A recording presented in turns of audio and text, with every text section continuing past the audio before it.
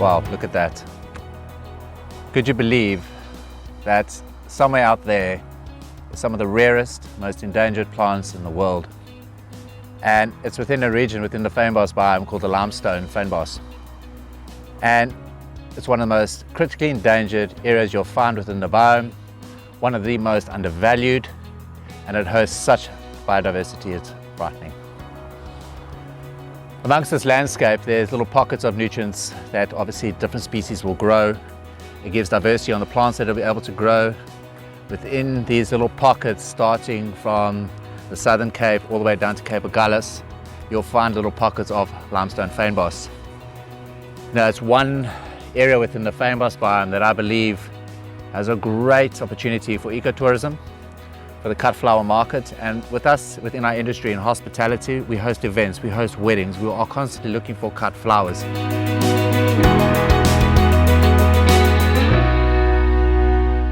Also, with being doing so, we are able to repropagate the correct species back into this ecoregion of the biome.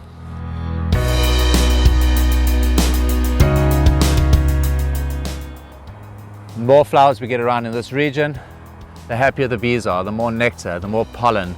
The more hives the farmers can start creating to produce more honey, the more colonies they can start creating to create more bees, to create more pollination. All the ecoregions within the fynbos biome are all unique, and it makes it so amazing. And the limestone fynbos stands out for me. Different types of ericas you find, the heaths, different types of proteas. There is such a variety, it's amazing, but also from the fauna as well. The reebok within this region was known, it has been roaming here for thousands of years, that as well with the eland. And the animals used to eat all the vegetation, and then they dropped into disperse the seeds, and that's how they used to help regenerate this ecosystem. So us as humans, we need to learn from nature. So what we need more indigenous fauna back into indigenous flora to regenerate. Now, as we start looking at different types of species within the limestone fynbos, is something we need to talk about with regards to conservation. And the Cape Floristic region, plants are highly protected under law. And if you are to pick within a protected reserve or protected species or endangered species, you're liable up to a fine and also into imprisonment. Go onto Cape Nature's website, there is a comprehensive document that you can go through which can teach you what you can and what you cannot do. The relationship with private landowners is key. The relationship with people within owned land within urban areas is key, because that's where some of the biggest diversity lies. So if you have a passion for foraging within fynbos species, get to know a good landowner, have his permission. If those species on that landowner's properties are protected, you need permission from him, plus you also need to fill out an application form for a permit to pick on his property those species. Coastal foraging is a completely different thing. Aquatic edibles is covered underneath the post office obviously permit, is the fishing permit, which allows you to pick those aquatic edibles. But that does not include Strandveld species as well. So Strandveld species are highly protected, but within urban areas and within free-holding plots, you can find a lot of those ingredients within there. So walking around your neighborhood within the Western Cape, all of those species you find within that ecoregion, you'll also be able to find within your urban spaces as well, which is a great thing. You start creating that food forest within your home, within your garden, within your community, and you get the product of sharing seeds with your neighbors. We go back to how things used to be. It was a simpler life, a better life, where we look back to look forward.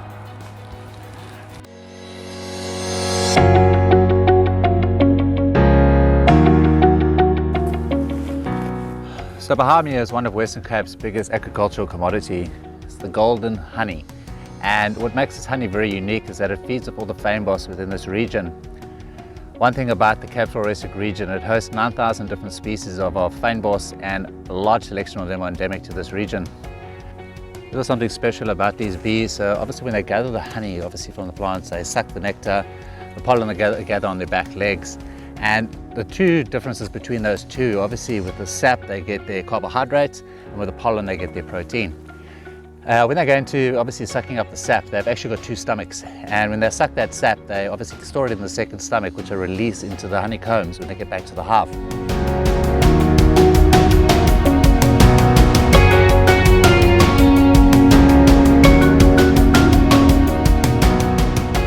The Cape honeybee looks very much like the Western honeybee, but it's a lot darker in color. What makes this bee very special is that the queen bee itself can determine the sex of the larva. So she can lay either male or female eggs, and generally the unfertilized eggs become the drones, which will fly around, and the fertilized eggs become the workers and the queens. The one thing about these bees is that they are parasitic, and the worker bees can actually lay female eggs and produce a queen.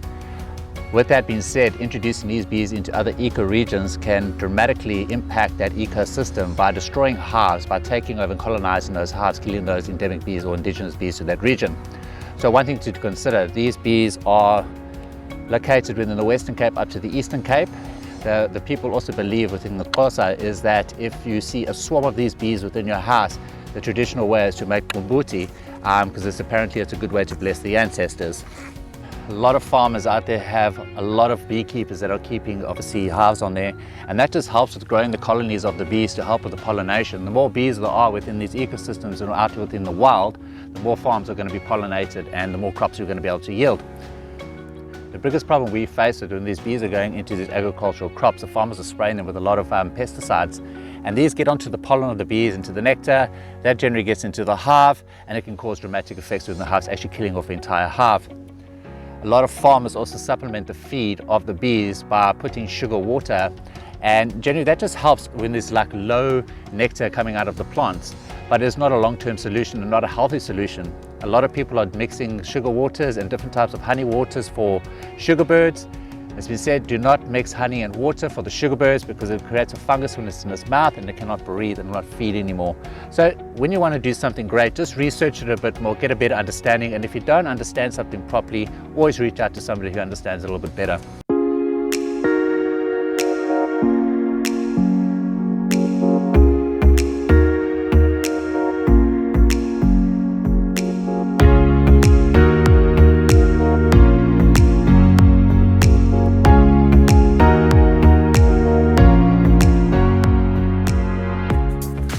When you're wandering through the fynbos during the winter, you'll generally find these mushrooms pop up, and it's the mushrooms within fynbos that you'll generally find. And this is a Cilius species. So the structure of the mushroom is completely different. So firstly, the top is very sticky, hence its name, sticky bun.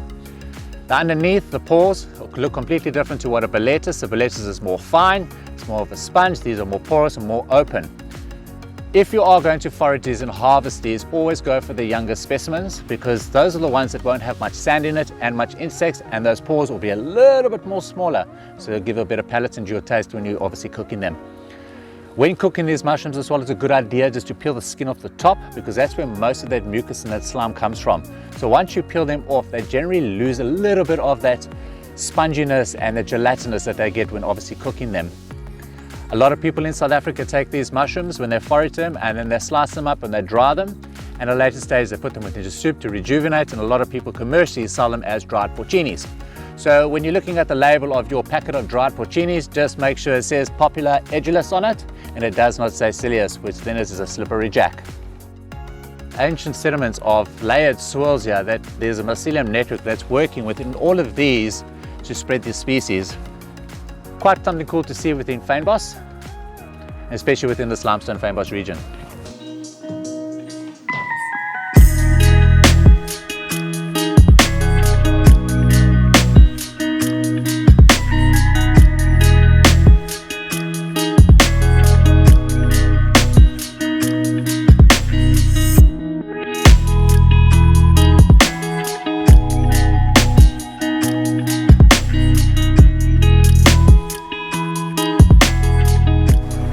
So this is another type of botanical I really enjoy to use cooking, and a lot of people use Pelargonium flowers. This is another plant that you can use, add into salads, add into dressings, and very, very delicious.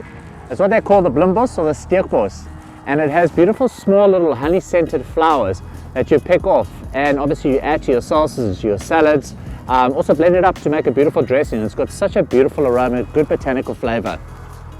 One I would highly recommend adding to your kitchen cabinet, amongst the other ingredients like the kopokbos and also the thyme-scented buchu. If you can grow that in your garden, it's highly endangered as well. So you're actually adding something great back into your garden. This plant is something that you will find growing a lot within the Cape, and you'll smell it before you'll see it. And it has a very strong honey scent, which all the bees are attracted to during pollination. A very great plant to have within your garden. Obviously coming into winter, they get very, very fragrant. And where we live as well, especially by the marshes, we've got the wild horses that feed on this. But in the old days, up within the limestone and the sandstone and the granite fynbos, the elands and all the wild fauna used to feed off the tops as well. It is very sweet. The baboons, I've seen them eat them as well, especially the Chachama baboons when they're coming off the coast. It's a lovely snack even for yourself to enjoy to eat.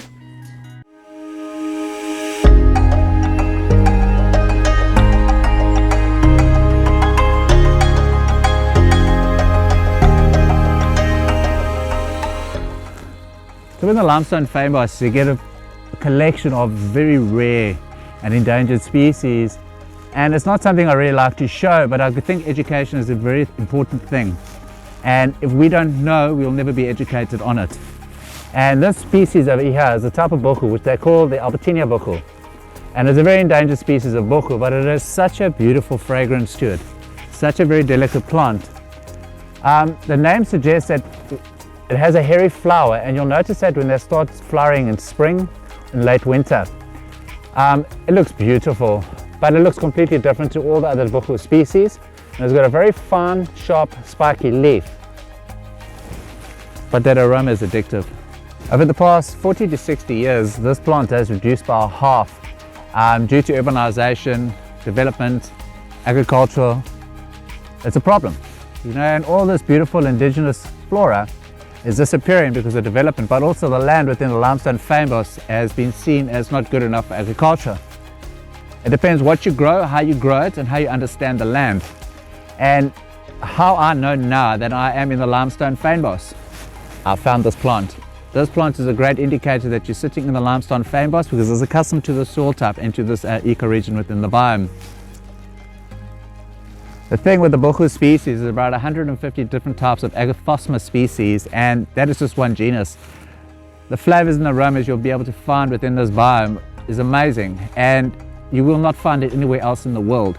And this is where I say our species that we have within our country are very, very special. When the settlers arrived on the shores and met the Khoisan, this is one plant that they were introduced to, and it became part of their medicine cabinet. The reason being that when the settlers arrived, their bodies weren't accustomed to this climate conditions of the Cape, which gets very rough. And this is something that really helped them to obviously settle stomachs, for flus, for colds, and for scurvy, for that increased vitamin C they needed from being on the ships for so long. This plant as well also became a huge exported commodity into Holland, and to date it is a great revenue income generator, and we should be doing more and more farming of this species. The essential oil contents of buchus, they vary. We go from a honey to a lemon to a garlic to an aniseed to a spicy, to a citrus. There's so many different flavor profiles, and the next one I'm going to show you even get a thyme flavor.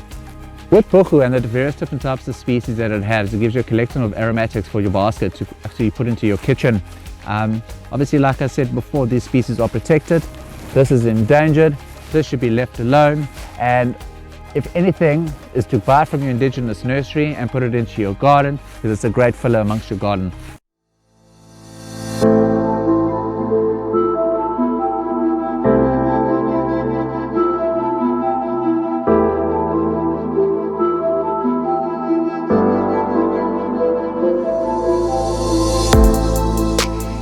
This plant, just like the Albertina buchu that I showed you, is also endangered, but it's also very rare. And you will only find it within these regions here.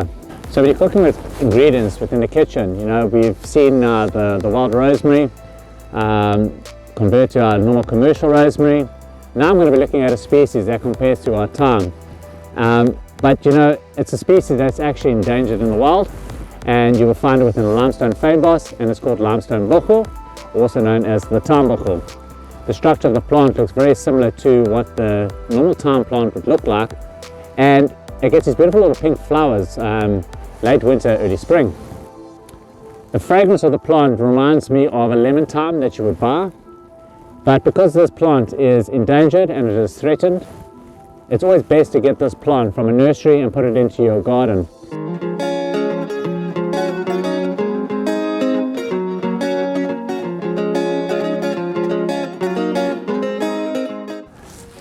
So I've already showed you two species of buchu that you'll find within the Limestone Fynbos, but you know, within the Limestone Fynbos there's different types of fynbos that connect one another, and this is a species that you'll find borderline in the Sandstone Fynbos and the Limestone Fynbos, which are called the Chinese flower, or the Shepherd's Delight buchu. And it's a singular stem buchu, and they get this beautiful little flower which is white with a beautiful pink, dark purple heart with 5 little yellow filaments on top of it. It's a beautiful fragrant plant, and it's one that's generally used within making potpourris.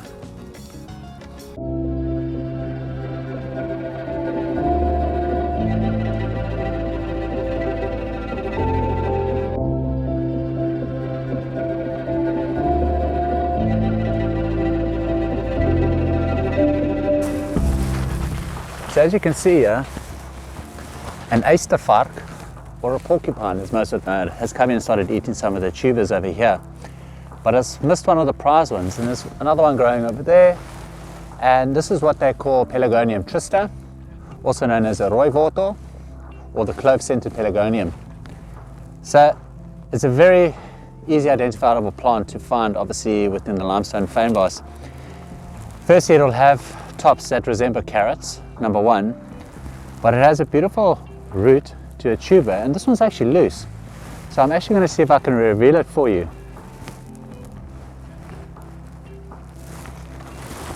So as you can see, it looks like a potato, and the reason it's called a rooiwortel is that it has a deep red color, as you can see now. And this is a highly prized medicinal plant, but it's also edible as well, and you cook it the same way you do with potatoes.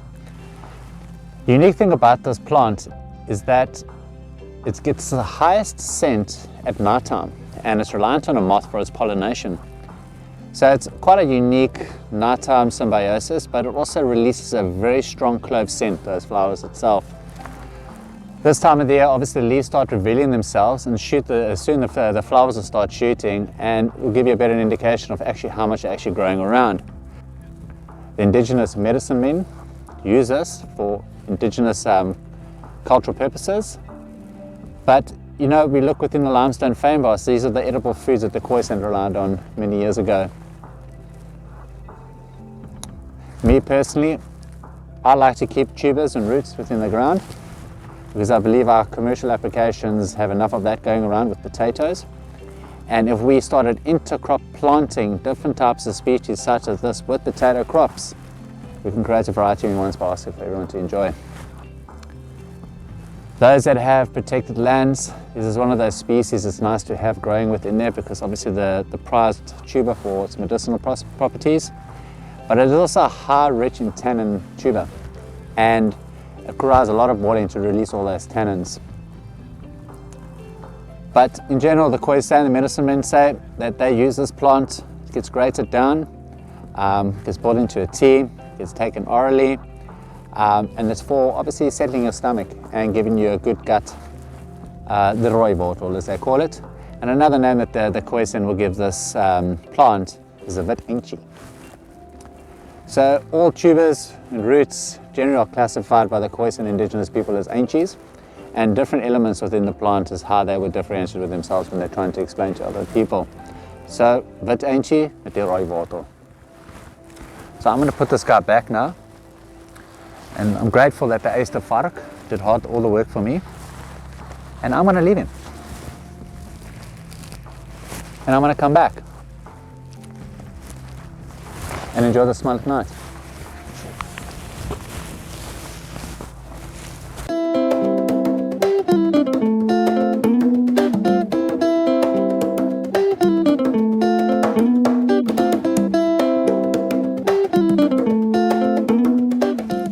So within the Overberg in the Western Cape, these succulent species, it's like the CFA, there's about 6 of them around South Africa. And this is one particular species that you'll only find within the Western Cape, but it's very closely regarded to the Deliciosus, which you'll find on the borders of the Eastern Cape. The flowers and the fruits are actually quite nice to eat. They're very sweet, and they've been used for traditional pickles throughout the time. They're obviously very snacked on by tortoises and obviously locals, and also the roaming game like the eland and the false ribbok. This species, compared to all the other species, has a lot thinner and finer leaf, which makes it nice to cook with, especially putting it into a salad for that extra crunch. And you take these as well and you put them into a bit of a Fynbos pickle with all the botanicals you're finding, and maybe a bit of wild garlic. You can get something really delicious out. The bees love these, so you'll always see bees all over these, and it's a great thing obviously to have it in your garden, but also within the Limestone Fynbos region, because they are great soil stabilizers. All these plants are great soil stabilizers, but also provide a good form of nutrition as a food source if you're foraging obviously within this biome.